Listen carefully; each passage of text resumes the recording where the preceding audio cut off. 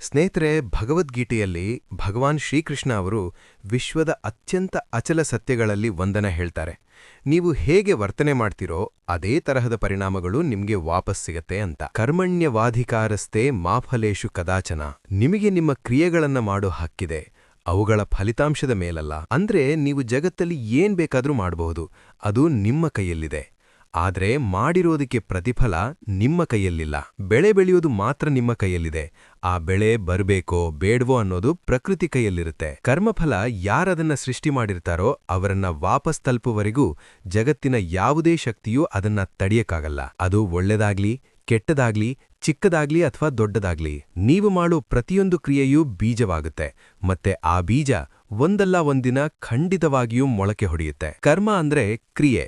ನಿಮ್ಮ ಪ್ರತಿಯೊಂದು ಆಲೋಚನೆ, ಮಾತು, ಕಾರ್ಯ ಅಂದ್ರೆ ನಿಜ ಹೇಳೋದು, ಸುಳ್ಳು ಹೇಳೋದು, ಸಹಾಯ ಮಾಡೋದು, ಇಲ್ಲ ಯಾರನ್ನಾದ್ರೂ ನೋಯಿಸೋದು, ನಿಮ್ಮ ಮನಸ್ಸಲ್ಲಿ ಯಾರಿಗಾದ್ರೂ ಒಳ್ಳೆಯದು ಅಥವಾ ಕೆಟ್ಟದನ್ನ ಬಯಸೋದು ಕೂಡ ಕರ್ಮನೇ. ನೀವು ಮೌನವಾಗಿ ಯೋಚಿಸೋದು ಕೂಡ ಕರ್ಮನೇ. ಅದಕ್ಕೆ ನಮ್ಮ ಧರ್ಮಗ್ರಂಥಗಳು ಹೇಳೋದು, ನೀವು ಒಂದೇ ಒಂದು ಕ್ಷಣಕ್ಕೂ ಕೂಡ ಕರ್ಮದಿಂದ ತಪ್ಪಿಸ್ಕೊಳ್ಳೋದಕ್ಕೆ ಸಾಧ್ಯ ಇಲ್ಲ ಅಂತ. ಯಾಕಂದ್ರೆ ನಾವು ಉಸಿರಾಡೋದು ಕೂಡ ಕರ್ಮನೇ. ನಾವು ಉಸಿರಾಡ್ತಿರೋ ಕರ್ಮದ ಫಲನೇ ನಾವು ಬದುಕ್ತಿರೋದು. ಉಸಿರಾಡೋ ಕರ್ಮ ಬಿಟ್ಬಿಟ್ರೆ ನಾವು ಬದುಕ್ತೀವಾ? ಸಾಧ್ಯನೇ ಇಲ್ಲ. ಅದಕ್ಕೆ ಹೇಳೋದು, ಕರ್ಮ ಮಾಡದೆ ಒಂದು ಕ್ಷಣನೂ ಇರಕ್ಕಾಗಲ್ಲ ಅಂತ. ಹಾಗೆ ನೀವು ತಿನ್ನೋದು, ಮಲಗೋದು, ನಡೆಯೋದು, ಮಾತಾಡೋದು ಅಷ್ಟೇ ಯಾಕೆ, ನೀವು ಯೋಚಿಸೋದು ಕೂಡ ಕ್ರಿಯೆಯ ರೂಪಗಳಾಗಿವೆ. ಮತ್ತೆ ಪ್ರತಿಯೊಂದು ಕ್ರಿಯೆಗಳು ಅವುಗಳ ಒಂದು ಗುರುತನ್ನ, ಕಂಪನವನ್ನ ಬಿಡುತ್ತೆ. ಮತ್ತೆ ಆ ಕಂಪನದ ಪರಿಣಾಮವಾಗಿ ನಿಮ್ಮ ಕ್ರಿಯೆಯ ಪ್ರತಿಕ್ರಿಯೆಗಳು ನಿಮ್ಮ ಹತ್ರ ವಾಪಸ್ ಬಂದೇ ಬರುತ್ತೆ. ನಿಮ್ಮ ಕ್ರಿಯೆಗಳು ಬೀಜದಂತೆ. ನೀವು ಹುಣಸೆ ಬೀಜ ನೆಟ್ಟು ಹಲಸಿನ ಮರ ಬರ್ಲಿ ಅಂದ್ರೆ ಬರುತ್ತಾ? ಇಲ್ಲ. ಹುಣಸೆ ಬೀಜದಿಂದ ಹುಣಸೆ ಮರನೇ ಬರೋದು, ಹಲಸಿನ ಮರ ಅಲ್ಲ. ಹಾಗೇನೆ ನೀವು ದ್ವೇಷವನ್ನ ನೆಟ್ರೆ ವಾಪಸ್ ದ್ವೇಷ, ದುಃಖವನ್ನ ಕೊಯ್ತೀರಾ. ಅದೇ ಪ್ರೀತಿಯನ್ನ ನೆಟ್ರೆ ಪ್ರೀತಿಯ ಫಲವಾಗಿ ಅದೇ ಪ್ರೀತಿ, ಶಾಂತಿಯನ್ನ ಪಡಿತೀರಾ. ಇದನ್ನ ಕರ್ಮದ ನ್ಯಾಯ, ಕಾರಣ ಮತ್ತು ಪರಿಣಾಮದ ದೈವಿಕ ನಿಯಮ ಅಂತ ಹೇಳ್ತಾರೆ. ಭಗವಂತ ಈ ಕಾನೂನು, ಈ ನಿಯಮವನ್ನ ನಮಗೆ ಶಿಕ್ಷೆ ಕೊಡೋದಕ್ಕೆ, ನೋವು ಕೊಡೋದಕ್ಕೆ ಮಾಡಿಲ್ಲ. ಬದಲಾಗಿ ಜಗತ್ತಲ್ಲಿ ಪರಿಪೂರ್ಣ ಸಮತೋಲನವನ್ನ ಕಾಪಾಡೋದಕ್ಕೆ ಮಾಡಿದ್ದಾನೆ. ಹೇಗೆ ಈ ಭೂಮಿಯ ಗುರುತ್ವಾಕರ್ಷಣೆ ಯಾರನ್ನು ಬಿಡ್ಲೋ ಹಾಗೆ ಕರ್ಮದ ನಿಯಮವೂ ಕೂಡ ಯಾರನ್ನೂ ಬಿಡೋದಿಲ್ಲ. ಪಕ್ಷಿಗಳ ತರ ನೀವು ಸ್ವಲ್ಪ ಹೊತ್ತು ಮೇಲೇನೋ ಹಾರಬಹುದು, ಆದ್ರೆ ಸುಸ್ತಾದ್ಮೇಲೆ ಊಟ ನೀರಿಗಾಗಿ ಕೆಳಗಡೆ ಬರ್ಲೇಬೇಕು. ಹಾಗೇನೆ ಕರ್ಮಗಳ ಪರಿಣಾಮ ನಿಮ್ಗೆ ತಕ್ಷಣ ಸಿಗದೇ ಇರಬಹುದು, ಆದ್ರೆ ಸಿಗದೆ ಹಾಗೆ ಇದ್ಬಿಡುತ್ತೆ ಅಂತಲ್ಲ. ಒಳ್ಳೇದು ಕೆಟ್ಟದ್ದು ವಾಪಸ್ ಬಂದೇ ಬರುತ್ತೆ. ದೇವತೆಗಳಿಗೂ ಅಷ್ಟೇ. ಅವರು ಮಾನವ ರೂಪವನ್ನ ಪಡೆದಾಗ ಅವರು ಅವರ ಕರ್ಮಗಳ ಫಲವನ್ನ ಅನುಭವಿಸಲೇಬೇಕು. ಭಗವಾನ್ ಶ್ರೀರಾಮನೂ ಅಷ್ಟೇ. ತಂದೆಯ ಎಲ್ಲಾ ವಚನವನ್ನ ಉಳಿಸ್ತೇನೆ ಅಂದಿದ್ದು ಅವರ ಕರ್ಮ. ಹಾಗಾಗಿ ಅವರು ಕಾಡಿಗೆ ಹೋಗಿದ್ದು ಅದರ ಪ್ರತಿಫಲ. ಅವರು ನಾನು ಹೋಗಲ್ಲ ಅಂತನೂ ಹೇಳ್ಬಹುದಾಗಿತ್ತು, ಆದ್ರೆ ಹೋಗಲ್ಲ ಅನ್ನೋದು ಕೂಡ ಕರ್ಮನೇ. ಅದರ ಪ್ರತಿಫಲ ಬೇರೆದೇನಾದ್ರೂ ಆಗಿರ್ತಿತ್ತು. ಹೀಗೆ ನಾನು ಏನೇ ಕರ್ಮಗಳನ್ನ ಆಯ್ಕೆ ಮಾಡಿದ್ರೂ ಅದರ ಪ್ರತ್ಯುತ್ತರ ನಮ್ಗೆ ವಾಪಸ್ ಸಿಕ್ಕೇ ಸಿಗುತ್ತೆ. ದೇವರು ಪ್ರತಿಯೊಬ್ಬ ಮನುಷ್ಯನಿಗೂ ಕಾರ್ಯ ಮಾಡು, ವರ್ತನೆ ಮಾಡೋ ಸ್ವತಂತ್ರವನ್ನ ಕೊಟ್ಟಿದ್ದಾನೆ. ಅವನು ನಿಮ್ಮ ಕೈಗಳನ್ನೆಲ್ಲ ಕಟ್ಟಾಕಿಲ್ಲ, ಅಥವಾ ನೀವೇನೋ ಅವನು ಆಟದ ಗೊಂಬೆಗಳಲ್ಲ, ಅವನು ಆಡಿಸಿದಂಗೆ ಆಡ್ತೀವಿ ಅನ್ನೋದಕ್ಕೆ. ನೀವು ಆಯ್ಕೆ ಮಾಡೋದಕ್ಕೆ ಸ್ವತಂತ್ರರು. ದಯಾಳುವಾಗಿರ್ಬೇಕಾ ಇಲ್ಲ ಕ್ರೂರಿಗಳಾಗಿರ್ಬೇಕಾ, ಸತ್ಯ ಹೇಳ್ಬೇಕಾ ಇಲ್ಲ ಸುಳ್ಳು ಹೇಳ್ಬೇಕಾ, ಸಹಾಯ ಮಾಡ್ಬೇಕಾ ಇಲ್ಲ ಯಾರಿಗಾದ್ರೂ ನೋವು ಉಂಟು ಮಾಡ್ಬೇಕಾ ಅಂತ. ಆದ್ರೆ ನೆನಪಿಡಿ, ಆಯ್ಕೆಗಳನ್ನ ಆಯ್ಕೆ ಮಾಡೋರು ಮಾತ್ರ ನೀವು. ಆದ್ರೆ ಆ ಆಯ್ಕೆಗಳು ಸರಿ ಇದ್ಯೋ ತಪ್ಪಿದ್ಯೋ, ಸರಿ ಇದ್ರೆ ನಿಮಗೆ ಒಳ್ಳೇದು ಮಾಡ್ಬೇಕಾ, ತಪ್ಪಿದ್ರೆ ಶಿಕ್ಷೆ ಕೊಡಬೇಕಾ ಅನ್ನೋದನ್ನ ನಿರ್ಧಾರ ಮಾಡೋನು ಮಾತ್ರ ಅವನು. ನಿಮ್ಮ ಕರ್ಮದ ಫಲಿತಾಂಶ ಭಗವಂತ ಮತ್ತೆ ಅವನ ದೈವಿಕ ನಿಯಮಕ್ಕೆ ಬಿಟ್ಟಿದ್ದು. ಆದ್ದರಿಂದ ನೀವು ಕ್ರಿಯೆಗಳಲ್ಲಿ ಮಾತ್ರ ಸ್ವತಂತ್ರರು, ಆದ್ರೆ ಪ್ರತಿಕ್ರಿಯೆಯಲ್ಲಿ ಬಂಧನದಲ್ಲಿರ್ತೀರಾ. ಉದಾಹರಣೆಗೆ, ರೈತ ತನಗೆ ಬೇಕಾದನ್ನ ಬಿತ್ತುತ್ತಾನೆ, ಆದ್ರೆ ಒಂದು ಸಲ ಬೀಜ ಮಣ್ಣಲ್ಲಿ ಬಿತ್ತು ಅಂದ್ರೆ ಅದರ ಕೊಯ್ಯಲು ಅವನ ಕೈಯಲ್ಲಿರಲ್ಲ.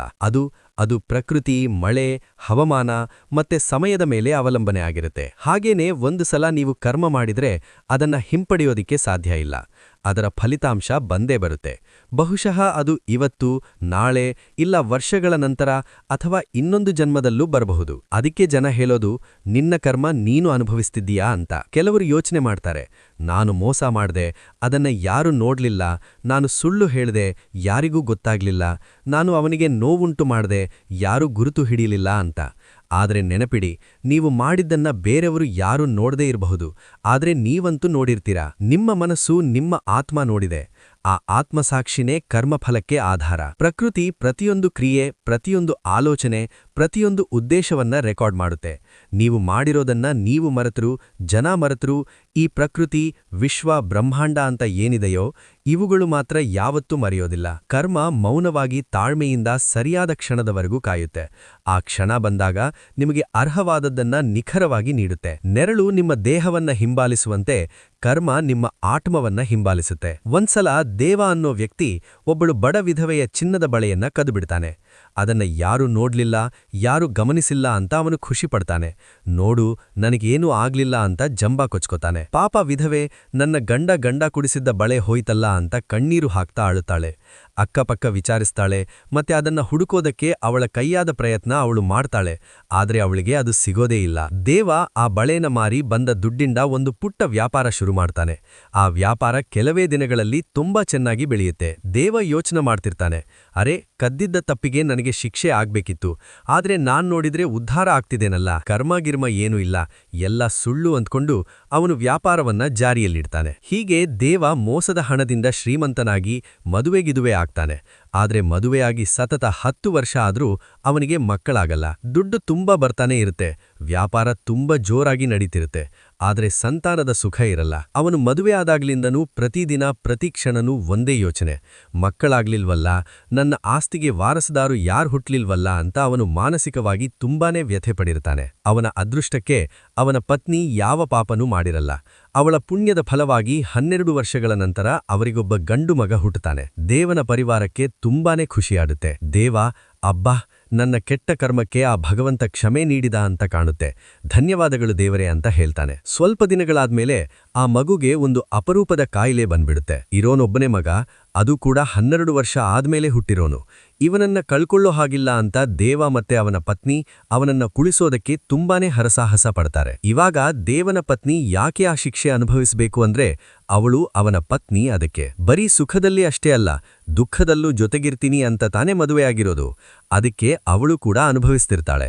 ದೇವನ ಮಗ ಎಲ್ಲೂ ಹುಷಾರಾಗೋದೇ ಇಲ್ಲ. ಎಲ್ಲಾ ಡಾಕ್ಟರ್ಸ್ ಆಗಲ್ಲ ಅಂತ ಹೇಳ್ಬಿಡ್ತಾರೆ. ಜನ ಎಲ್ಲ ದೇವ ತುಂಬಾ ಚೆನ್ನಾಗಿ ಬದುಕ್ತಿದ್ದಾನೆ, ದುಡ್ಡಿದ್ರೆ ದುನಿಯಾ, ಅವನ ಹತ್ರ ಇರೋ ದುಡ್ಡಿನ ರೇಂಜ್ಗೆ ಅವನು ಹೊರದೇಶಕ್ಕೆ ಹೋಗಿ ಅವನ ಮಗನನ್ನ ಗುಣಪಡಿಸಿಕೊಂಡು ಬರಬಹುದು, ಅವನು ಬಿಡಪ್ಪ ರಾಜ ಅಂತ ಮಾತಾಡ್ತಿರ್ತಾರೆ. ಆದ್ರೆ ಆ ಸಮಯದಲ್ಲಿ ದೇವನ ಅಷ್ಟು ಆಸ್ತಿ ಅವನ ನೋವಿನ ಮುಂದೆ ಅವನಿಗೆ ಕಾಲು ಕಸ ಅನಿಸ್ತಿರುತ್ತೆ. ಅವಾಗ ಅವನಿಗೆ ಅರ್ಥವಾಗುತ್ತೆ, ಇದೆಲ್ಲ ಆಗ್ತಿರೋದು ಅವನು ಅವತ್ತು ಮಾಡಿದ ಪಾಪದ ಕಾರಣದಿಂದ ಅಂತ. ಅವನು ಆಗ ದೇವರತ್ರ ಬೇಡ್ಕೋತಾನೆ, ದಯವಿಟ್ಟು ನನ್ನನ್ನ ಕ್ಷಮಿಸ್ಬಿಡಪ್ಪ, ಇದೆಲ್ಲ ಆಗ್ತಿರೋದು ನನ್ನ ಪಾಪದ ಕಾರಣದಿಂದಾನೇ ಅಂತ ನನಗೆ ಅರ್ಥವಾಗಿದೆ. ನೀನು ನನಗೆ ದುಡ್ಡು ಕೊಟ್ಟು ಶ್ರೀಮಂತ ಮಾಡಿ ಉಪಕಾರ ಮಾಡಿದ್ದೀಯಾ ಅಂದ್ಕೊಂಡೆ, ಆದ್ರೆ ಆ ದುಡ್ಡಿಗೆ ಬೆಲೆನೇ ಇಲ್ಲದೆ ಇರೋ ಹಾಗೆ ಮಾಡ್ತೀಯಾ ಅಂತ ನಾನು ಊಹೇನೂ ಮಾಡಿರ್ಲಿಲ್ಲ. ದಯವಿಟ್ಟು ಇದೊಂದು ಸಲ ನನ್ನ ಮೇಲೆ ಕೃಪೆ ಮಾಡು, ನಾನು ಬದಲಾಗ್ತೀನಿ. ಇಲ್ಲ, ನನಗೋಸ್ಕರ ಅಲ್ದೇ ಇದ್ರೂ ನನ್ನ ಪತ್ನಿ ಯಾವ ಪಾಪನೂ ಮಾಡಿಲ್ಲ ಅಂದ್ಕೊಂಡಿದ್ದೀನಿ, ಅವಳ ಮೇಲಾದ್ರೂ ಕರುಣೆ ತೋರಪ್ಪ ಅಂತ ಬೇಡ್ಕೋತಾನೆ. ಬದಲಾವಣೆಯ ಭಾವನೆ, ಪಶ್ಚಾತ್ತಾಪದ ಭಾವನೆ ಬಂತು ಅಂದ್ರೆ ನಿಮ್ಮ ಕಷ್ಟಗಳಿಗೆ ಅಂತ್ಯ ಆಗೋ ಸಮಯ ಬಂತು ಅಂತಾನೆ ಲೆಕ್ಕ. ನಾಟಕದ ಪಶ್ಚಾತ್ತಾಪ ಅಲ್ಲ, ಅವನಿಗೆ ಎಲ್ಲ ಗೊತ್ತಿರುತ್ತೆ ನಾವು ಎಂತೆಂತಹ ವ್ಯಕ್ತಿಗಳು ಅಂತ. ಆದ್ರೆ ದೇವ ಒಳ್ಳೆ ಮನಸ್ಸಿಂದನೇ ಬದಲಾಗ್ತೀನಿ ಅಂತ ಹೇಳ್ತಾನೆ. ಅದಕ್ಕೆ ಅವನಿಗೊಂದು ಅವಕಾಶ ಸಿಗುತ್ತೆ. ಮಗನ ಕಾಯಿಲೆಯ ಅವಸ್ಥೆ ಜೋರಾಗ್ತಾನೆ ಹೋಗ್ತಿರುತ್ತೆ. ಪತಿ ಪತ್ನಿ ಇಬ್ಬರೂ ಇವಾಗ ದೇವಸ್ಥಾನಗಳು ದೇವರೇ ಗತಿ ಅಂತ ದೇವಸ್ಥಾನಕ್ಕೆ ಓಡಾಡ್ತಿರ್ತಾರೆ. ಹೀಗಿರಬೇಕಾದ್ರೆ ಅವತ್ತು ದೇವಸ್ಥಾನದಲ್ಲಿ ಸಿಕ್ಕ ಅವರ ದೂರದ ಬಂಧು ಒಬ್ಬ ಅವರ ನೋವನ್ನ ಕೇಳಿ, ನಮ್ಮೂಳಲ್ಲಿ ಒಬ್ಳು ಅಜ್ಜಿ ಇದ್ದಾಳೆ, ಅವಳು ನಾಟಿ ಔಷಧಿ ಕೊಡ್ತಾಳೆ, ಒಂದು ಸಲ ನಿಮ್ಮ ಮಗುನ ಅವಳ ಹತ್ರ ಕರ್ಕೊಂಡ್ ಬನ್ನಿ ಅಂತ ಹೇಳ್ತಾರೆ. ದೇವ ಮತ್ತೆ ಅವನ ಪತ್ನಿ ಕೊನೆಗಿದೊಂದು ಪ್ರಯತ್ನ ಮಾಡೇ ಬಿಡೋಣ ಅಂತ ಮಾರನೇ ದಿನನೇ ಮಗುನ ಆ ಅಜ್ಜಿ ಹತ್ರ ಕರ್ಕೊಂಡು ಹೋಗ್ತಾರೆ. ಅಜ್ಜಿ ಬೇರೆ ಯಾರೂ ಆಗಿರಲ್ಲ, ದೇವ ಕದ್ದ ಬಳೆ ಕದ್ದ ಆ ವಿಧವೆ ಹೆಂಗಸೇ ಆಗಿರ್ತಾಳೆ. ದೇವನಿಗೆ ಆ ಅಜ್ಜಿನ ನೋಡಿದ ತಕ್ಷಣ ಅವನ ಹಳೆ ಕೆಲಸ ನೆನಪಿಗೆ ಬರುತ್ತೆ, ಆದ್ರೆ ಅವನು ಏನೂ ಮಾತಾಡೋದಿಲ್ಲ. ಆ ಅಜ್ಜಿ ಮಗುನ ನೋಡಿ ನಾಟಿ ಔಷಧಿ ಕೊಟ್ಟು ಸರಿಯಾಗ್ತಾನೆ ಹೋಗಿ ಅಂತ ಹೇಳ್ತಾಳೆ. ಬೇರೆ ಎಲ್ಲಾ ಡಾಕ್ಟರ್ಸ್ ಆಗಲ್ಲ ಅಂತ ಹೇಳಿದವರು ಆ ಅಜ್ಜಿ ಸರಿಯಾಗುತ್ತೆ ಅಂತ ಭರವಸೆ ಕೊಡ್ತಾಳೆ. ಆ ಮಾತನ್ನ ಕೇಳಿ ದೇವ ಅವಳ ಕಾಲಿಗೆ ಬಿದ್ದು ತುಂಬಾ ಧನ್ಯವಾದಗಳು ನಿಮಗೆ ಅಂತ ಹೇಳ್ತಾನೆ. ಮತ್ತೆ ಮನಸ್ಸಲ್ಲಿ ನನ್ನನ್ನ ಕ್ಷಮಿಸ್ಬಿಡಿ, ನಾನಿವತ್ತು ತಪ್ಪು ಮಾಡ್ಬಿಟ್ಟೆ, ನಾನು ಹಾಗೆ ಮಾಡಬಾರ್ದಾಗಿತ್ತು ಅಂತ ಹೇಳ್ಕೋತಾನೆ. 2 ಕೆಲಸ, ಧನ್ಯವಾದ ಹಾಗೂ ಪಶ್ಚಾತ್ತಾಪ, ಒಂದೇ ಸಲ ಮುಗಿದು ಹೋಗುತ್ತೆ. ದೇವ ಅಜ್ಜಿಗ ಬಳೆ ಎಷ್ಟು ಬೆಲೆ ಬಾಳ್ತಿತ್ತೋ ಅದರ 10 ಪಟ್ಟು ಹೆಚ್ಚು ಹಣ ಕೊಡೋದಕ್ಕೆ ಹೋಗ್ತಾನೆ. ಆದ್ರೆ ಅಜ್ಜಿ, ಇಲ್ಲಪ್ಪ, ನಾನು ಮಗು ಹುಷಾರಾದ್ಮೇಲೆ ದುಡ್ಡು ತಗೋತೀನಿ, ಅವನು ಹುಷಾರಾದ್ರೆ ಆಮೇಲೆ ದುಡ್ಡು ಕೊಡ್ತೀಯಂತೆ, ಇಲ್ಲಾಂದ್ರೆ ನಾನು ಔಷಧಿ ಕೊಟ್ಟಿದ್ದಕ್ಕೆ ಬೆಲೆ ಇರಲ್ಲ ಅಂತ ಹೇಳ್ತಾಳೆ. ದೇವ ಹಾಗೆ ಆಗಲಿ ಅಂತ ಮಗುನ ಕರ್ಕೊಂಡು ಮನೆಗೆ ಹೋಗ್ತಾನೆ. ಆ ಔಷಧಿಯನ್ನ ಪ್ರತಿದಿನ ಮಗುಗೆ ಕೊಟ್ಟಿದ್ದಕ್ಕೆ ಇದನ್ನ ಆಯುರ್ವೇದದ ಶಕ್ತಿ ಅನ್ಬೇಕೋ ಇಲ್ಲ ದೇವನ ಪಶ್ಚಾತ್ತಾಪದ ಫಲ ಅನ್ಬೇಕೋ ಗೊತ್ತಿಲ್ಲ. ಆ ಮಗು ನಿಧಾನವಾಗಿ ಚೇತರಿಸ್ಕೊಳ್ತಾ ಬರುತ್ತೆ. ಮತ್ತೆ ಕೆಲವೇ ತಿಂಗಳಲ್ಲಿ ಆ ಮಗು ಹುಷಾರಾಗ್ಬಿಡುತ್ತೆ. ದೇವನಿಗೆ ಕನ್ಫರ್ಮ್ ಮಾಡುತ್ತೆ ಇಷ್ಟೆಲ್ಲ ಆಗಿದ್ದು ಅವನ ಕರ್ಮದ ಕಾರಣದಿಂದಾನೇ ಅಂತ. ಇವಾಗ್ಲೂ ಅವನ್ ಎಲ್ಲಾದ್ರೂ ಅವನ ಋಣವನ್ನ ತೀರಿಸಲಿಲ್ಲ ಅಂದ್ರೆ ಅನಾಹುತ ಗ್ಯಾರಂಟಿ. ಅದಕ್ಕೆ ಮೊದಲು ಆ ಅಜ್ಜಿ ಹತ್ರ ಹೋಗಿ ಅವನ ಮಗ ಹುಷಾರಾದ ವಿಷಯ ಹೇಳಿ ಅವರಿಗೆ ಧನ್ಯವಾದದ ರೂಪದಲ್ಲಿ ಮಗ ಹುಷಾರಾದ ಅನ್ನೋ ಖುಷಿಯಲ್ಲಿ ಆ ಬಳೆಯ 100 ಪಟ್ಟು ಹೆಚ್ಚು ಹಣ ಕೊಡ್ತಾನೆ. ಅಜ್ಜಿನೂ ಕೂಡ ಆ ಸಮಯದಲ್ಲಿ ತುಂಬಾ ಕಷ್ಟಗಳನ್ನ ಅನುಭವಿಸಿರ್ತಾಳೆ. ಪ್ರತಿದಿನ ದೇವರ ಹತ್ರ ಏನಾದ್ರೂ ದಾರಿ ತೋರಿಸಪ್ಪ ಅಂತ ಬೇಡ್ಕೊತಿರ್ತಾಳೆ. ದೇವನ ಹಣದಿಂದ ಅವಳ ಎಲ್ಲಾ ಕಷ್ಟ ಚಿಟಿಕೆ ಹೊಡೆಯೋದ್ರಲ್ಲಿ ಬಗೆಹರಿದು ಹೋಗ್ಬಿಡುತ್ತೆ. ಅದಕ್ಕೆ ಹೇಳೋದು, ನಾವೇನಾದ್ರೂ ಕಳ್ಕೊಂಡಿದ್ರೆ ಅದು ನಮಗೆ ನಮ್ಮ ಕೆಟ್ಟ ಪರಿಸ್ಥಿತಿಯಲ್ಲಿ 10 ಪಟ್ಟು ಹೆಚ್ಚಾಗಿ ನಮ್ಮ ಕೈ ಹಿಡಿಯುತ್ತೆ ಅಂತ. ಮತ್ತೆ ಯಾರಿಗಾದ್ರೂ ಮೋಸ ಮಾಡಿದ್ರೆ ಅದರ ಫಲ ಕೂಡ ಬರೀ ಸಾವು, ನೋವು, ಹಣದ ವಿಚಾರದಲ್ಲೇ ಸಿಗಬೇಕು ಅಂತೇನಿಲ್ಲ. ಕರ್ಮದ ಫಲ ಮಾನಸಿಕ ವ್ಯಥೆಯಾಗೂ ಸಿಗಬಹುದು. ಹೀಗೆ ಕರ್ಮದ ನ್ಯಾಯ ನಿಧಾನವಾಗಿರಬಹುದು. ಆದ್ರೆ ಯಾರಿಗೆ ಯಾವಾಗ ಏನೇನು ಕೊಡಬೇಕು, ಏನೇನು ಕಿತ್ಕೋಬೇಕು, ಯಾವಾಗ ಯಾರ್ಯಾರಿಗೆ ಪಾಠ ಕಲಿಸಬೇಕು ಅನ್ನೋದು ಅದಕ್ಕೆ ಚೆನ್ನಾಗಿ ಗೊತ್ತಿರುತ್ತೆ. ಅದಕ್ಕೆ ಅದನ್ನ ಕರ್ಮ ಅಂತ ಹೇಳೋದು. ನೋಡಿ, ಕರ್ಮದ ನ್ಯಾಯವನ್ನ ಹಿಂಸೆ ಅನ್ಕೋಬೇಡಿ. ಅದು ನೀವೇನ್ ಮಾಡ್ತೀರೋ ಅದರ ಪ್ರತಿಬಿಂಬ ಆಗಿರುತ್ತೆ ಅಷ್ಟೇ. ಇದು ಭಗವಂತನ ನ್ಯಾಯ ವ್ಯವಸ್ಥೆ ಪರಿಪೂರ್ಣ ಹಾಗೂ ಸ್ವಯಂಚಾಲಿತ. ನೀವು ನಿಮ್ಮ ಕೈಗಳನ್ನ ಬೆಂಕಿಯಲ್ಲಿ ಸುಟ್ಕೊಂಡ್ರೆ ಬೆಂಕಿ ನಿಮಗೆ ಶಿಕ್ಷೆ ಕೊಡ್ತು ಅಂತಲ್ಲ, ಅದು ಅದರ ಸ್ವಭಾವದ ಅನುಗುಣವಾಗಿ ವರ್ತಿಸಿತು ಅಷ್ಟೇ. ಆದರೆ ಬೆಂಕಿಯಲ್ಲಿ ಕೈ ಹಾಕಿದ್ದು ನಿಮ್ದೇ ತಪ್ಪು. ಒಂದ್ಸಲ ಸುಟ್ಕೊಂಡ್ರೆ ಇನ್ನೊಂದ್ಸಲ ನೀವು ಬೆಂಕಿಯಲ್ಲಿ ಕೈ ಹಾಕಲ್ಲ, ಇಲ್ಲ ಹಾಗಾಗ್ಲೇ ಅದರಲ್ಲೇ ಕೈ ಹಾಕ್ತಿರ್ತೀರ. ಅದೇ ರೀತಿ ನಾವು ತಪ್ಪು ಮಾಡಿದಾಗ ಕರ್ಮ ನಮಗೆ ದುಃಖ ಕೊಡುತ್ತೆ, ಶಿಕ್ಷೆ ಕೊಡುತ್ತೆ ಅಂತಲ್ಲ, ಅದು ನಮ್ಮನ್ನ ತಿದ್ಕೊಳ್ಳೋದಕ್ಕೆ, ಬದಲಾಗೋದಕ್ಕೆ ಅವಕಾಶ ಮಾಡಿಕೊಡುತ್ತೆ. ಯಾಕಂದ್ರೆ ಮುಂದಿನ ಸಲ ಅಂಥ ತಪ್ಪು ಮಾಡೋದಕ್ಕಿಂತ ಮೊದಲು ನಾವು ಬುದ್ಧಿವಂತಿಕೆಯಿಂದ ವರ್ತಿಸಿ ನಮ್ಮ ತಪ್ಪನ್ನ ಪುನರಾವರ್ತಿಸದೆ ಸರಿದಾರಿಯಲ್ಲಿ ನಡೀಲಿ ಅಂತ. ತುಂಬ ಜನ ಅವಾಗವಾಗ ಕೇಳ್ತಿರ್ತಾರೆ, ದೇವ್ರು ಕರುಣಾಮಯಿಯಾಗಿದ್ರೆ ಅವನು ಅಮಾಯಕರನ್ನ ಬಳಲೋದಕ್ಕೆ ಯಾಕೆ ಬಿಡ್ತಾನೆ, ಭಕ್ತರನ್ನ ಸಂಕಟದಲ್ಲಿ, ನೋವು, ದುಃಖ, ಕಷ್ಟದಲ್ಲಿ ಯಾಕೆ ಹಾಕ್ತಾನೆ ಅಂತ. ಈ ಪ್ರಶ್ನೆಗೆ ಕೃಷ್ಣ ಬಹಳ ಸುಂದರವಾಗಿ ಉತ್ತರ ಕೊಡ್ತಾನೆ. ನಾನು ಭಕ್ತವತ್ಸಲ, ಅದಕ್ಕೆ ಅಂದ್ರೆ ನಾನು ಭಕ್ತರನ್ನ ತುಂಬಾ ಪ್ರೀತಿಸ್ತೀನಿ, ಅದಕ್ಕೆ ಅವರನ್ನ ಕಷ್ಟದಲ್ಲಿ ಹಾಕ್ತೀನಿ ಅಂತ. ಭಗವಂತ ಯಾರಿಗೂ ಕಷ್ಟ ಕೊಡೋದಿಲ್ಲ, ಅವನು ಅವಕಾಶ ಕೊಡ್ತಾನೆ ನಮ್ಮನ್ನ ನಾವು ಉತ್ತಮವಾಗಿ ರೂಪಿಸಿಕೊಳ್ಳೋದಕ್ಕೆ. ಚಿನ್ನ ಬೆಂಕಿಯ ತಾಪವನ್ನ ಕಷ್ಟ ಅಂದ್ರೆ ಅದು ಯಾವತ್ತೂ ಚಿನ್ನ ಆಗೋದೇ ಇಲ್ಲ, ಅದು ಬರೀ ಮಣ್ಣಿನ ಅದರಾಗಿರುತ್ತೆ ಅಷ್ಟೇ. ಹಾಗೆ ಭಕ್ತ ಕಷ್ಟವನ್ನ ಶಿಕ್ಷೆ ಅನ್ಕೊಂಡ್ರೆ ಅವನು ಭಕ್ತ ಅಲ್ಲ, ಭಗವಂತನಿಂದ ಬರೀ ಏನಾದ್ರೂ ಬಯಸೋದಕ್ಕೆ ಅಂತಲೇ ಇರೋ ಸ್ವಾರ್ಥಿಯಾಗಿರ್ತಾನೆ. ನಿಜವಾದ ಭಕ್ತ ನನಗೇನಾದ್ರೂ ಕೊಡು ಅಂತ ಕೇಳಲ್ಲ, ನೀನ್ ಏನೇ ಕೊಟ್ರೂ ಅದು ಕಷ್ಟ, ನೋವೇ ಆಗಿರ್ಲಿ, ನಾನು ಅದರಲ್ಲೂ ಸಂತೋಷ ಪಡ್ತೀನಿ ಅಂತ ಹೇಳೋದನ್ನ ಭಕ್ತ ಅನ್ನೋದು. ಇಲ್ಲ, ಅದನ್ನ ಭಕ್ತಿಯಲ್ಲ, ತೋರ್ಪಡಿಕೆ, ಸ್ವಾರ್ಥ ಅಂತ ಹೇಳ್ತಾರೆ. ಯಾರು ತೋರ್ಪಡಿಕೆ ಮಾಡೋರಿದ್ದಾರೆ, ಯಾರು ನಿಜವಾದ ಭಕ್ತರಿದ್ದಾರೆ ಅಂತ ಪರೀಕ್ಷೆ ಮಾಡೋದಕ್ಕೆ, ಅವರನ್ನ ಇನ್ನೊಂದು ಹೆಜ್ಜೆ ಒಳ್ಳೆತನದ ಕಡೆ ತಗೊಂಡು ಹೋಗೋದಕ್ಕೆ ಭಕ್ತರಿಗೆ ಕಷ್ಟಗಳು, ನೋವು, ದುಃಖ ಅನ್ನೋದು ಬರುತ್ತೆ ವಿನಃ ಭಗವಂತ ಯಾವತ್ತೂ ತನ್ನ ಭಕ್ತರನ್ನ ಗೋಳಕೊಳ್ಳೋದಿಲ್ಲ. ಹಾಗಂತ ಅವನು ಕರ್ಮದ ನ್ಯಾಯದಲ್ಲಿ ಹಸ್ತಕ್ಷೇಪನೂ ಮಾಡಲ್ಲ. ಯಾಕಂದ್ರೆ ಅವನು ಮಧ್ಯಪ್ರವೇಶ ಮಾಡಿದ್ರೆ ಕರ್ಮದ ನ್ಯಾಯ ಕುಸಿಯುತ್ತೆ. ಹಾಗಾಗಿ ಅವನು ನಿಮ್ಮ ಸ್ವಂತ ಕರ್ಮಗಳ ಫಲಿತಾಂಶಗಳನ್ನ ನೀವು ಅನುಭವಿಸೋದಕ್ಕೆ ಬಿಡ್ತಾನೆ. ಯಾಕಂದ್ರೆ ನಿಮ್ಮ ಮನಸ್ಥಿತಿ ಕಷ್ಟಗಳಿಗೆ ಹೆದರದೆ ಇನ್ನೂ ಗಟ್ಟಿಯಾಗ್ಲಿ, ಮತ್ತೆ ನೀವು ನಿಮ್ಮ ಕರ್ಮಗಳಿಂದ ತಪ್ಪಿಸಿಕೊಳ್ಳೋದಕ್ಕೆ ಅಡ್ಡದಾರಿ ಹಿಡಿಯೋದರ ಬದಲು ಇರೋ ದಾರಿಯನ್ನೇ ಸರಿಪಡಿಸಿಕೊಂಡು ಮುಂದೆ ಹೋಗೋ ಬುದ್ಧಿ ಕಲೀಲಿ ಅಂತ. ಒಂದ್ಸಲ ಒಬ್ಬ ರಾಜ ಕೋಪದಲ್ಲಿ ಬಂದು ಒಬ್ಬರು ಸನ್ಯಾಸಿಯವರಿಗೆ ಅನ್ಯಾಯ ಮಾಡ್ಬಿಡ್ತಾನೆ. ಸನ್ಯಾಸಿಯವರು ಅವರಿಗೆ ಅನ್ಯಾಯ ಆದ್ರೂ ಸಹ ಏನು ಹೇಳದೆ ಮುಗುಳನಗುತ್ತಾ ಅಲ್ಲಿಂದ ಹೋಗ್ಬಿಡ್ತಾರೆ. ಆದರೆ ಸ್ವಲ್ಪ ದಿನಗಳ ನಂತರ ರಾಜ ಅವನ ರಾಜ್ಯವನ್ನ ಯುದ್ಧದಲ್ಲಿ ಸೋತು ಪಲಾಯನ ಮಾಡಬೇಕಾಗಿ ಬರುತ್ತೆ. ಅವನು ಅದರ ಬಗ್ಗೆ ಸ್ವಲ್ಪ ಯೋಚನೆ ಮಾಡಿದಾಗ ಅವನಿಗೆ ಆ ಸನ್ಯಾಸಿಯವರಿಗೆ ಅವತ್ತು ಅನ್ಯಾಯ ಮಾಡಿದ್ದಕ್ಕೆ ಹೀಗೇನಾದರೂ ಆಯ್ತಾ ಅಂತ ಡೌಟ್ ಬರುತ್ತೆ. ಅದಕ್ಕೆ ಅವನು ಆ ಸನ್ಯಾಸಿಯವರನ್ನ ಹುಡುಕಿ ಅವರ ಕಾಲಿಗೆ ಬಿದ್ದು ಅವರತ್ರ ಅವನವರಿಗೆ ಮಾಡಿದ ಅನ್ಯಾಯಕ್ಕೆ ಕ್ಷಮೆ ಕೇಳ್ತಾನೆ. ಸನ್ಯಾಸಿಯವರು ಮುಗುಳು ನಗ್ತಾ ಹೇಳ್ತಾರೆ, ನಾನ್ ನಿನ್ನ ಅವತ್ತೇ ಕ್ಷಮಿಸ್ಬಿಟ್ಟಿದ್ದೆ, ಹೇಳ್ಬೇಕು ಅಂದ್ರೆ ನನಗೆ ನಿನ್ನ ಮೇಲೆ ಯಾವ ಅಸಮಾಧಾನಲ್ಲೂ ಇರಲಿಲ್ಲ. ಆದರೆ ನಿನ್ನ ಈ ಪರಿಸ್ಥಿತಿಗೆ ಕಾರಣ ನಾನಲ್ಲ, ನಿನ್ನ ಕೋಪ, ನಿನ್ನೊಳಗಿನ ಬೆಂಕಿ ನಿನ್ನ ಈ ಸ್ಥಿತಿಗೆ ಕಾರಣ ಆಗಿದೆ ಹೊರತು ನಾನಲ್ಲ ಅಂತ ಹೇಳ್ತಾರೆ. ರಾಜ ಅವನ ತಪ್ಪನ್ನ ತಿದ್ಕೋತಾನೆ. ಅವನಿಗೆ ರಾಜ್ಯ ಅಂತೂ ವಾಪಸ್ ಸಿಗಲ್ಲ, ಆದ್ರೆ ಅವನು ಹೆಂಡತಿ ಮಕ್ಕಳ ಜೊತೆ ಸರಿಯಾಗಿ ಉತ್ತಮವಾಗಿ ಜೀವನ ಕಳಿತಾನೆ. ಹೀಗೆ ಕರ್ಮ ಕೆಲಸ ಮಾಡೋದು. ಅದು ಸೇಡ್ಗೀಡು ತೀರಿಸ್ಕೊಳ್ಳೋದಕ್ಕೆ ಕಾಯೋದಿಲ್ಲ, ಅದು ಅವರವರ ಶಕ್ತಿಯನ್ನ ಅವರವರಿಗೆ ಬಡ್ಡಿ ಸಮೇತ ವಾಪಸ್ ಕಳಿಸುತ್ತೆ ಅಷ್ಟೇ. ಕರ್ಮದ ಬಗ್ಗೆ ಇಷ್ಟೆಲ್ಲ ಕೇಳಿದ್ರೂ ಕೆಲವೊಂದು ಸಲ ನಾವು ಒಳ್ಳೆ ಜನರು ಬಳಲೋದನ್ನ ಮತ್ತೆ ಕೆಟ್ಟ ಜನರು ಸಂತೋಷವಾಗಿ ಬದುಕೋದನ್ನ ನೋಡ್ತೀವಿ. ಮತ್ತೆ ನಾವು ನ್ಯಾಯ ಎಲ್ಲಿದೆ, ಕರ್ಮ ಎಲ್ಲಿದೆ ಅಂತ ಕೇಳ್ತೀವಿ. ಆದ್ರೆ ನೋಡಿ, ಕರ್ಮ ಬರೀ ಒಂದೇ ಜನ್ಮದಲ್ಲಿ ಮಾತ್ರ ಕೆಲಸ ಮಾಡೋದಿಲ್ಲ. ಆತ್ಮ ತನ್ನ ಕರ್ಮಗಳನ್ನ ಅನೇಕ ಜನ್ಮಗಳ ಮೂಲಕ ಸಾಗಿಸುತ್ತೆ. ಕೆಲವೊಂದು ಸಲ ಹಳೆಯ ಒಳ್ಳೆಯ ಕರ್ಮಗಳ ಫಲಗಳು ಈಗ ಸಂತೋಷವನ್ನ ಕೊಡ್ತಿರುತ್ತೆ, ಇಲ್ಲ ಹಿಂದಿನ ತಪ್ಪು ಕರ್ಮಗಳ ಫಲಗಳು ನಂತರ ನೋವನ್ನ ತರುತ್ತೆ. ಇದೆಲ್ಲ ಅವಾಗಿಂದ ಅವಾಗಲೇ ನಡಿಬೇಕು ಅಂತ ಏನಿಲ್ಲ. ಇವತ್ತು ನಡುವ ಬೀಜ ಬೆಳೆಯೋದಕ್ಕೆ ವರ್ಷಗಳನ್ನ ಹೇಗೆ ತಗೊಳುತ್ತೋ, ಕರ್ಮ ಹಣ್ಣಾಗೋದಕ್ಕೆ ಅದರದೇ ಆದ ಸಮಯವನ್ನ ತಗೊಳುತ್ತೆ. ಹಾಗಾಗಿ ನಿಮ್ಮ ಜೀವನವನ್ನ ಒಂದು ಅಧ್ಯಾಯದಿಂದ ಯಾವತ್ತೂ ನಿರ್ಣಯಿಸಬೇಡಿ. ಯಾಕಂದ್ರೆ ನಿಮ್ಮ ಆತ್ಮ ಮೊದಲು ಯಾವ ಕಥೆಯನ್ನ ಬರೆದು ಬಂದಿದೆಯೋ ನಿಮಗೆ ಗೊತ್ತಿಲ್ಲ. ಆದರೆ ಒಬ್ಬ ಬುದ್ಧಿವಂತ ವ್ಯಕ್ತಿ ತನ್ನ ಕರ್ಮದಿಂದ ಹೆದರಿ ಅದರಿಂದ ತಪ್ಪಿಸಿಕೊಳ್ಳೋದಕ್ಕೆ ಯಾವತ್ತೂ ಓಡಲ್ಲ. ಅವನು ಅವನ ಜೀವನದ ಉದ್ದೇಶವನ್ನ ಬದಲಾಯಿಸುವ ಮೂಲಕ ತನ್ನ ಕರ್ಮಫಲವನ್ನ ಪರಿವರ್ತಿಸ್ತಾನೆ.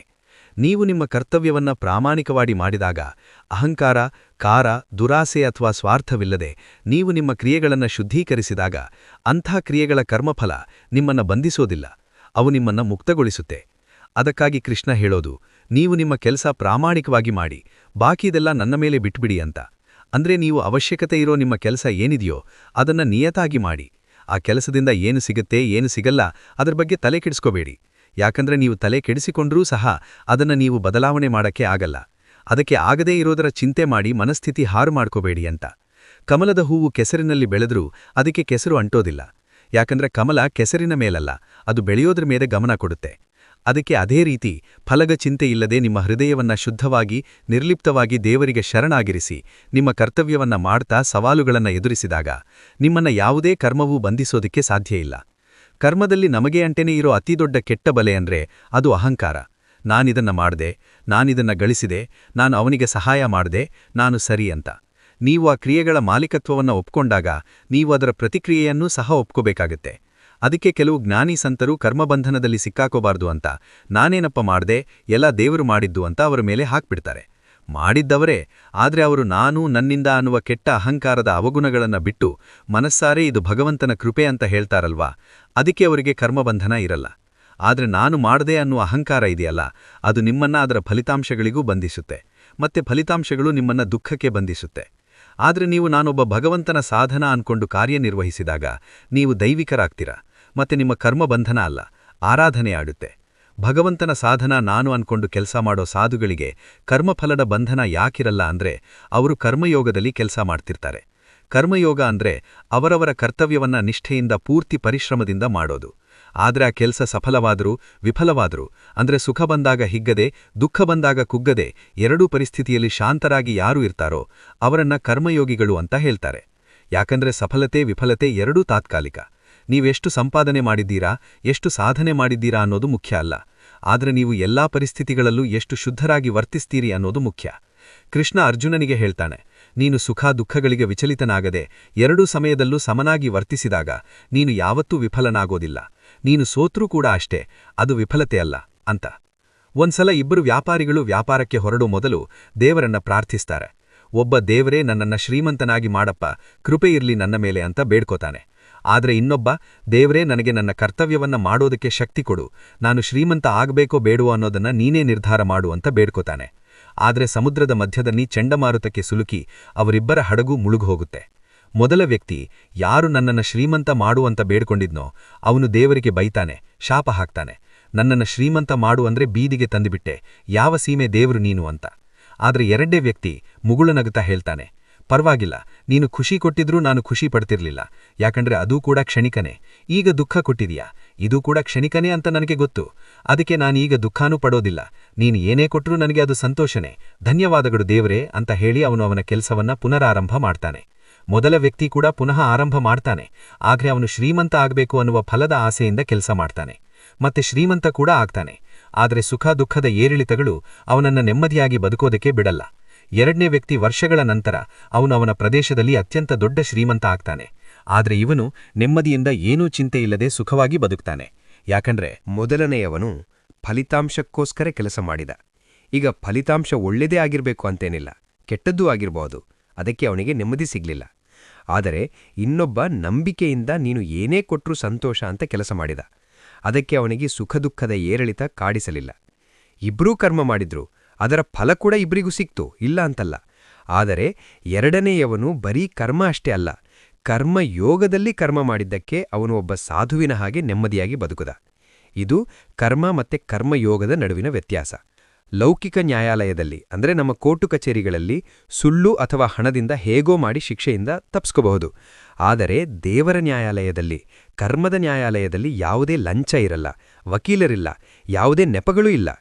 ಕರ್ಮದ ನ್ಯಾಯಾಲಯದಲ್ಲಿ ಪುರಾವೆ ನಮ್ಮ ಸ್ವಂತ ಕ್ರಿಯೆಗಳು, ಸಾಕ್ಷಿ ಆಧಾರ.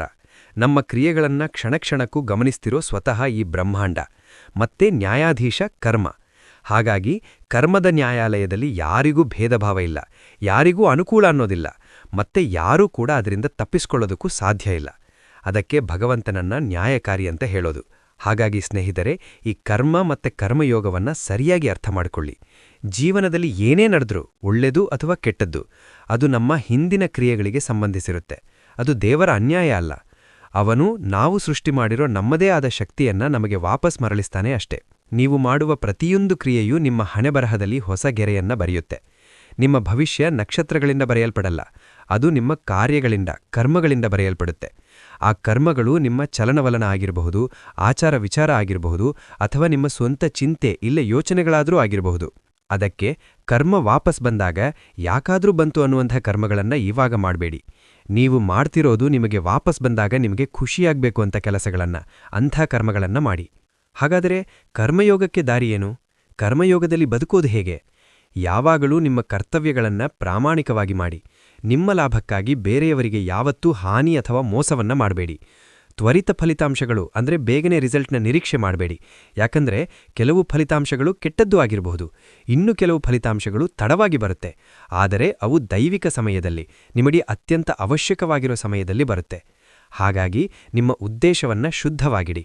ನಿಮ್ಮ ಎಲ್ಲ ಕಾರ್ಯಗಳನ್ನ ಭಗವಂತನಿಗೆ ಅರ್ಪಿಸಿ. ಕರ್ಮವನ್ನ ಧರ್ಮವಾಗಿ ಪರಿವರ್ತಿಸು ಮತ್ತೆ ಕೆಲಸವನ್ನ ಪೂಜೆಯನ್ನಾಗಿ ಮಾಡುವ ರಹಸ್ಯ ಕರ್ಮಯೋಗ. ಸ್ನೇಹಿತರೆ, ಜೀವನ ತುಂಬ ಚಿಕ್ಕದು, ಆದರೆ ಕರ್ಮ ಯಾವತ್ತಿಗೂ ಶಾಶ್ವತ. ನೀವೀಗ ಬಿಡುಗಡೆ ಮಾಡುವ ಪ್ರತಿಯೊಂದು ಆಲೋಚನೆ, ನೀವು ಮಾಡೋ ಪ್ರತಿಯೊಂದು ಕ್ರಿಯೆ, ನೀವು ಮಾತನಾಡುವ ಪ್ರತಿಯೊಂದು ಮಾತು, ನೀವು ಕೈಗೊಂಡ ಪ್ರತಿಯೊಂದು ನಿರ್ಧಾರ ಎಲ್ಲವೂ ನಿಮ್ಮ ಮುಂದಿನ ಕ್ಷಣ, ನಿಮ್ಮ ಮುಂದಿನ ಜೀವನ, ಮುಂದಿನ ಭವಿಷ್ಯ ಮತ್ತೆ ನಿಮ್ಮ ಶಾಂತಿಯನ್ನ ರೂಪಿಸ್ತಿದೆ. ಆದ್ದರಿಂದ ಬುದ್ಧಿವಂತಿಕೆಯಿಂದ ವರ್ತಿಸಿ, ಸತ್ಯವನ್ನ ಮಾತಾಡಿ, ಮತ್ತೆ ಪ್ರಜ್ಞಾಪೂರ್ವಕವಾಗಿ ಬದುಕಿ. ಯಾಕಂದ್ರೆ ನಿಮ್ಮ ಕರ್ಮಗಳನ್ನ ಜನರು ಮರೆತರೂ ಪ್ರಕೃತಿ ಯಾವತ್ತೂ ಮರೆಯೋದಿಲ್ಲ. ನಿಮ್ಮ ಕೆಟ್ಟ ಸಮಯ ಬಂದಾಗ ನಿಮ್ಮ ಜೊತೆಗೆ ನಿಮ್ಮ ಸಂಪತ್ತು, ನಿಮ್ಮ ಶಕ್ತಿ, ನಿಮ್ಮ ಹೆಸಲು ಎಲ್ಲ ಮರೆಯುತ್ತರೋ, ನಿಮ್ಮ ಕರ್ಮ ಮಾತ್ರ ನಿಮ್ಮ ಪಕ್ಕದಲ್ಲಿ ನಿಂತಿರುತ್ತೆ. ಹಾಗಾಗಿ ಯಾವಾಗ ನೀವು ಈ ಜಗತ್ತನ್ನ ಬಿಟ್ಟು ಹೋಗ್ತೀರೋ ಅವತ್ತು ನಿಮ್ಮ ಕರ್ಮ ಹೆಮ್ಮೆಯಿಂದ ಹೇಳಬೇಕು, ಶಾಬಾಷ್ ಆತ್ಮ, ನೀನು ಬಂದಿದ್ದ ಕೆಲಸ ಕರೆಕ್ಟಾಗಿ ಮುಗಿಸ್ಕೊಂಡು ಹೋಗ್ತಿದೀಯಾ ಅಂತ. ಅದು ನಮ್ಮ ಜೀವನದ ಮುಖ್ಯ ಗುರಿ. ಕೊನೆಯಲ್ಲಿ ಒಂದು ಮಾತು ಹೇಳ್ತೀನಿ ಕೇಳಿ. ಕರ್ಮದ ನಿಯಮ ಬೆದರಿಕೆಯಲ್ಲ, ಅದು ಎಲ್ಲದಕ್ಕಿಂತ ದೊಡ್ಡ ಅವಕಾಶ. ಅಂದ್ರೆ ನಮ್ಮ ಭೂತಕಾಲ ಏನೇ ಆಗಿದ್ರೂ ನಾವು ಈಗ ಮಾಡೋ ಸರಿಯಾದ ಕ್ರಿಯೆ, ಸರಿಯಾದ ಆಲೋಚನೆ ಮತ್ತು ಸರಿಯಾದ ಭಕ್ತಿಯಿಂದ ನಾವು ಈಗಲೂ ಸಹ ಹೊಸ ಭವಿಷ್ಯವನ್ನ ಸೃಷ್ಟಿ ಮಾಡಬಹುದು. ಇದೇ ಕರ್ಮಕ್ಕಿರೋ ತಾಕತ್ತು. ಇಲ್ಲಿವರೆಗೂ ಕೇಳ್ತಿದ್ದೀರಾ ಅಂದ್ರೆ ಕೊನೆಗೆ ನಿಮಗೊಂದು ಪ್ರಶ್ನೆ ಕೇಳ್ತೀನಿ, ಸರಿಯಾಗಿ ಯೋಚನೆ ಮಾಡಿ ಉತ್ತರ ಕೊಡಿ. ಎಲ್ಲ ಕ್ರಿಯೆಗಳು ಕರ್ಮನೇ ಅಂದ್ರೆ ಆ ಕರ್ಮಗಳಲ್ಲಿ ಸರಿ ಯಾವುದು ತಪ್ಪು ಯಾವುದು ಅಂತ ಹೇಗೆ ಗೊತ್ತಾಗತ್ತೆ? ಅದನ್ನ ಅರ್ಥ ಮಾಡ್ಕೊಳ್ಳೋದು ಹೇಗೆ? ತಪ್ಪದೇ ನಿಮ್ಮ ಉತ್ತರವನ್ನ ಕಮೆಂಟ್ ಮಾಡಿ. ನಿಮಗೆ ಕರ್ಮದ ಬಗ್ಗೆ, ಕರ್ಮಯೋಗದ ಬಗ್ಗೆ ಇನ್ನೂ ಹೆಚ್ಚು ತಿಳ್ಕೋಬೇಕು ಅಂತ ಅನ್ಸಿದ್ರೆ ಅದರ ಬಗ್ಗೆ ಪೂರ್ತಿ ಮಾಹಿತಿ ನಿಮಗೆ ಭಗವದ್ಗೀತೆಯಲ್ಲಿ ಸಿಗುತ್ತೆ. ಆದರೆ ನಿಮಗೆ ಭಗವದ್ಗೀತೆಯ ಸಾರಾಂಶ ಕಥೆಗಳ ಮೂಲಕ ಬೇಕು ಅನ್ಸಿದ್ರೆ ಭಗವದ್ಗೀತೆಯ ಪ್ರತಿಯೊಂದು ಅಧ್ಯಾಯನೂ ನಾನು ಕಥೆಗಳ ಮೂಲಕ ವಿಸ್ತಾರವಾಗಿ ಹೇಳೋದಕ್ಕೆ ಪ್ರಯತ್ನ ಪಡ್ತಿದ್ದೀನಿ. ನಿಮಗೆ ಇವತ್ತಿನ ಹಾಗೆ ಪ್ರತಿಯೊಂದು ಅಧ್ಯಾಯದ ಕಥೆಗಳು ಪ್ರತಿ ವಾರಕ್ಕೊಂದು ಸಿಗ್ತಿರುತ್ತೆ. ಹಾಗಾಗಿ ಚಾನೆಲ್ನ ಸಬ್ಸ್ಕ್ರೈಬ್ ಮಾಡಿಕೊಂಡು ಬೆಲ್ ಐಕಾನ್ ಪ್ರೆಸ್ ಮಾಡ್ಕೊಳ್ಳಿ. ಹೊಸ ಕಥೆಗಳು, ವಿಡಿಯೋಗಳು ಅಪ್ಲೋಡ್ ಆದ ತಕ್ಷಣ ನಿಮಗೆ ಎಲ್ಲರಿಗಿಂತ ಮೊದಲು ನೋಟಿಫಿಕೇಶನ್ ಸಿಗ್ತಿರುತ್ತೆ. ಹಾಗೆ ಪ್ರಶ್ನೆಗೆ ಉತ್ತರವನ್ನ ತಪ್ಪದೇ ಕಮೆಂಟ್ ಮಾಡಿ. ಧನ್ಯವಾದಗಳು.